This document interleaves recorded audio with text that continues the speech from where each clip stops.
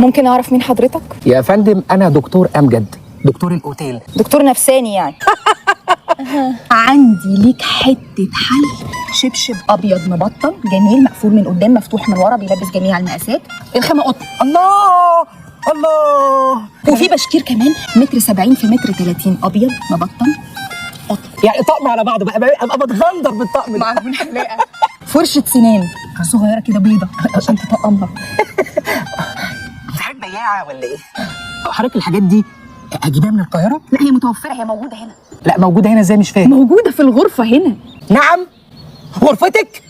انت قصدك الحاجه اللي في الغرفه بتاعت الاوتيل؟ الغرفه بتاعتي. ايوه بس في الاوتيل، بس غرفتي. وتعرف فارس منين بقى يا فندم؟ انا اللي عالجت كل عيلته، كانت عندهم امراض عضال وخفوا؟ الحمد لله ماتوا. يلا الله يرحمه. الله يرحمه.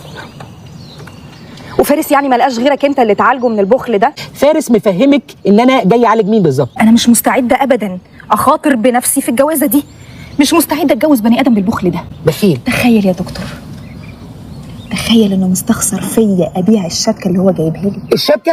اللي هو جايبها لي، اللي هو جايبها لك بفلوسه بس بتاعتي. هو ده منطق مريب. فيه ايه لما تجيب لي شبكه ابيعها استفيد بفلوسها، أوه. وبعدين الهديه لا ترد ولا تستحدث من العدم. يا فندم ده كلام حكماء، وتحريك حكيمه. ممكن نفكر في الموضوع ده بعدين. ده بتاعي انا.